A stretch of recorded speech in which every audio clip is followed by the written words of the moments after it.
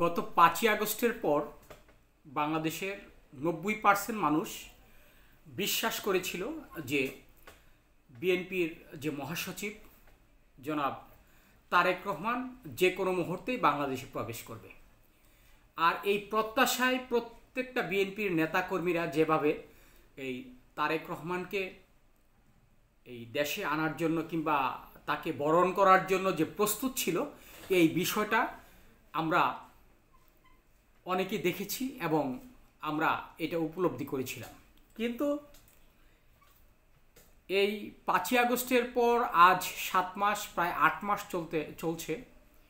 এই 8 মাসের ভেতরে কেন তারেক রহমান বাংলাদেশে ফিরে আসেনি, এটা নিয়ে বাংলাদেশের একেবারে বিভিন্ন নেতাকর্মীদের যে একটা প্রশ্ন, সেই প্রশ্নটাকে এড়িয়ে যেতে পারছে না বিএনপির যারা নেতাকর্মী। আপনারা জানেন যে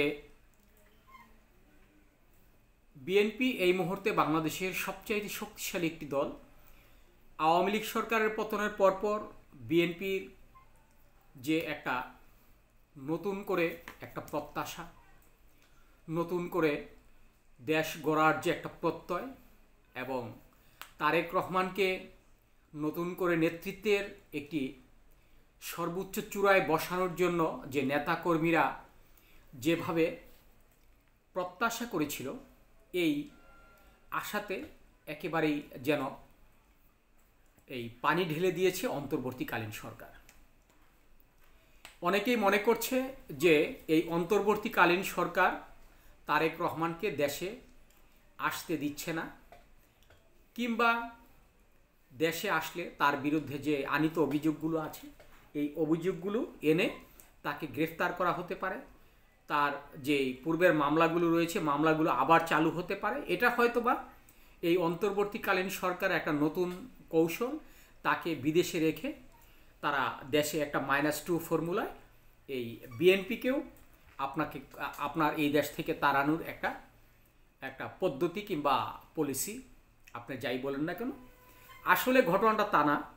তার কারণ আপনারা দেখেছেন যে 5ই আগস্টের পর যখন 8ই আগস্ট অন্তর্বর্তীকালীন সরকার ক্ষমতা গ্রহণ করেন, এরপর থেকে কিন্তু বিএনপির 80% মামলা খারিজ হয়ে গেছে, তারা মুক্ত হয়েছে। যেখানে 10 ট্রাক আপনার অস্ত্র মামলায় সাবেক স্বরাষ্ট্রমন্ত্রী লুৎফর রহমান বাবর তিনি খালাস পেয়েছেন।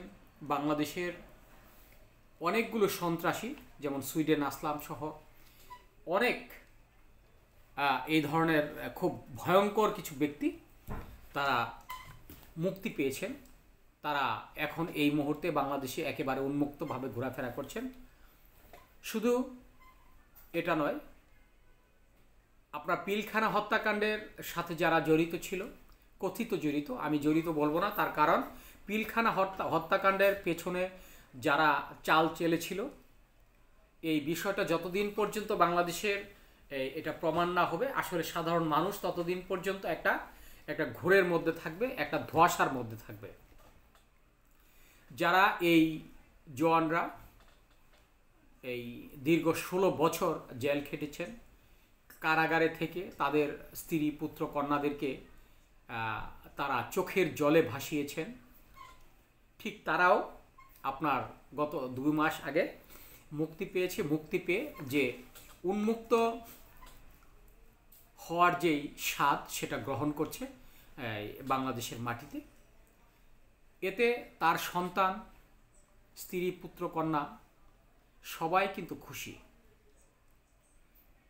কিন্তু সমস্যাটা হচ্ছে যে বিএনপির যিনি এই ভবিষ্যতে হাল ধরবেন, তারেক রহমান, আপনারা জানেন যে সাবেক প্রধানমন্ত্রী খালেদা জিয়া অত্যন্ত অসুস্থ। আর তার যেই বয়স এবং বয়সের ভারে তিনি যতটা অসুস্থ হয়ে পড়েছেন, এমতো অবস্থায় তিনি দেশ পরিচালনা করার জন্য একেবারে অনুপযোগী এবং অযোগ্য বলেই, আমি অযোগ্য বলছি না, তার যে বয়স, তিনি হয়তো এভাবে দেশ পরিচালনা করার মতো সেই ক্ষমতাটা তিনি রাখেন না। যার কারণে এখন একদিকে যেমন আওয়ামী লীগ ক্ষমতাচ্যুত, তাদেরকে কেউ এই মুহূর্তে বিশ্বাস করছে না, কোনো নেতাকর্মীদেরকে। অন্যদিকে জামাত খুব ছোট একটি দল, জাতীয় পার্টিকে তো এখন মানুষ আপনার ময়লার চেয়েও দুর্গন্ধময় মনে করেন। যার কারণে সবচেয়ে শক্তিশালী এবং বিশ্বস্ত একটি দল সেটা বিএনপি। এই বিএনপি এই মুহূর্তে যতটা শক্তিশালী এটা সবাই জানে এবং বোঝে। কিন্তু তাদের এই আওয়ামী লীগ ক্ষমতাচ্যুত হওয়ার পর 5ই আগস্টের পর তাদের কিছু ভুলের কারণে আজকে বিএনপি যে আপনার খুব বেশি বড় ধরনের কথা বলবে সেটা কিন্তু বলার কোনো সুযোগ নেই। তারা এই 5ই আগস্টের পর যেভাবে এই আপনার পত্রিকাতে এসেছে, বিভিন্ন আপনার মিডিয়াতে এসেছে, তারা যেভাবে চাঁদাবাজিতে সম্পৃক্ত হয়েছিল, তারা যেভাবে আওয়ামী লীগ যেই কাজগুলো করেছে ঠিক সেই কাজগুলোই তারা করার যে দীর্ঘদিন চেষ্টা করেছে কিংবা করেছে, এই জিনিসগুলো কিন্তু তারেক রহমান সেই লন্ডন থেকে বসে বসে তাদেরকে যে আপনার সাবধান করেছে, তারপরও এই নেতা কর্মীরা সেটা সাবধানতা অবলম্বন করা তো দূরের কথা, তারা তাদের কাজগুলো চালিয়ে গেছে। এই মুহূর্তে আপনারা জানেন এই তারেক রহমান কিন্তু গঠনমূলক আলোচনা করছেন এবং তারেক জিয়ার যে বদনাম ছিল 2005 সাল পর্যন্ত, এই 5 সালের পরে তারেক রহমান দীর্ঘ বছর তিনি বিদেশে আপনার আত্মগোপন নয়, সেটা তিনি রাজনীতি থেকে অনেকটা দূরে সরে গিয়েছিলেন। কিন্তু এই মুহূর্তে তারেক রহমানের যেই গঠনমূলক আলোচনা, রাজনৈতিক বক্তব্য, রাজনৈতিক নেতাদের উদ্দেশ্যে আলোচনা এবং তার ব্যক্তিগতভাবে তার নেতাকর্মীদের উপর সমালোচনা, এই কাজগুলো তারেক রহমানকে যতটা এই আপনার উচ্চ শিখরে উঠিয়েছে এবং তাকে তিনি এখন এই মুহূর্তে বাংলাদেশের একজন যোগ্য নেতা হিসেবে তিনি পরিচিত হচ্ছেন। আসলে তারেক রহমান মাঝে মাঝে বলে থাকেন, আমি গত কয়েকদিন ধরে তারেক রহমানের যে বক্তব্যগুলো বেশ